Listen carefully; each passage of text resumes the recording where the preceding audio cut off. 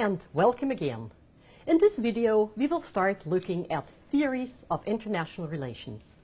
We will see how these theories interpret how international relations change, what the role of states is in the international system, whether international institutions matter, and whether international cooperation between states is possible and can be sustainable.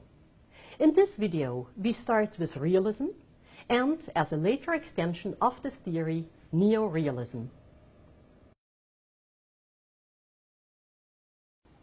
Realism is one of the oldest and most well-known theories in international relations. In realism, in essence, individuals are rational actors and are assumed to aim to maximize their own power. If another individual becomes stronger than they are themselves, this poses a security challenge. It is a world of all against all, without a central authority that regulates their interactions. In classical realism, in which Hans Morgenthau is one of the famous authors, it is this human nature that is seen as driving conflict, also in terms of international politics. Generally, in realism, groups can be the focus or unit of analysis, but in classical realism, it is states.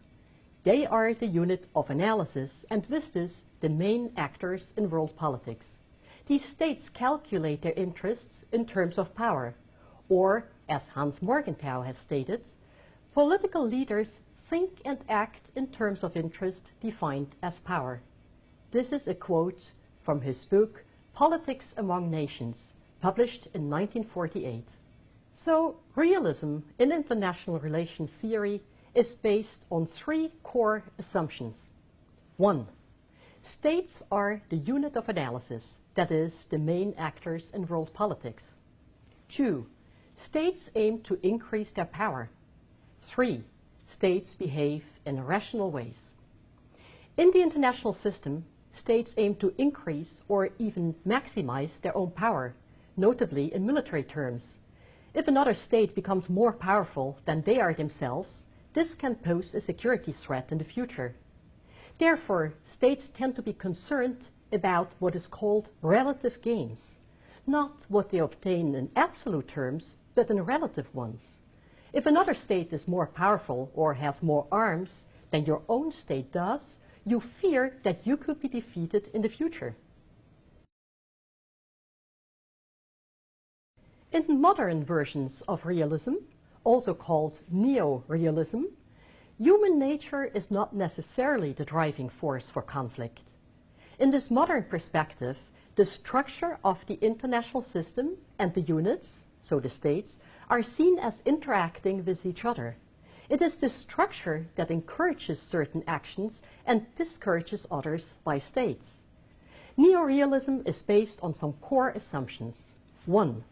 The international system is anarchical, meaning that there is no central authority. 2. The international system is characterized by interaction between these units, the states. 3. Within the structure of the international system, the distribution of capabilities, that is power, can vary over time and can vary between states. In contrast to realism, neo-realism sees the structure of the international system as largely determining state behavior. Rational calculations about their own position in the system determine states' interests and their strategies. States define their interest in terms of power and position. Political leaders respond to the incentives and the constraints that the system provides, and to the distribution of capabilities within it. So variations in state behavior are due to variation in the characteristics of the international system. According to neo-realism, cooperation between states is unlikely to happen, but states may aim to form coalitions or alliances in an attempt to balance the power of other entities in the system. The formation of an alliance may cause the formation of a counter-alliance. In the global system, on a regular basis, such balances of power will form. States or coalitions of states may also face a security dilemma. For example, they might prefer to disarm, but the fear that the other side gets stronger than they are themselves, and the fact that there is no higher level authority controlling the system, forces them to continue the armaments process. When do you think we saw such balances of power or security dilemmas happen in world politics? A prominent example could be the situation of the Cold War, where the United States and the Soviet Union formed the two poles of a bipolar international system. They balanced each other's power and were caught in a kind of security dilemma. In neo-realist thinking, changes in the distribution of capabilities will also cause changes in the relations between states. The world system may at times be dominated by what is called a hegemonic power. That is a power that has geopolitical and maybe also cultural dominance. But states may also fear the rise of a hegemon and may try to form coalitions or balance against such a potential hegemon.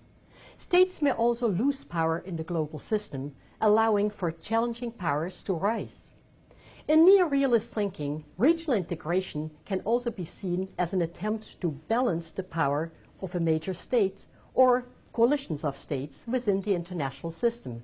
For example, cooperation among the states of the European Union would be seen as unlikely to happen.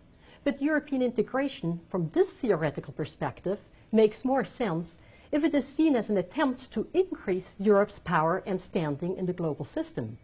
The formation of regional integration schemes around the world, including those focused predominantly on economic integration, could then be seen as deliberate attempts of its member states to increase their collective power and influence on the global level. Of course, organizations such as the North Atlantic Treaty Organization, NATO, an organization that we will deal with later in this course, are other examples of alliance formation in the global system.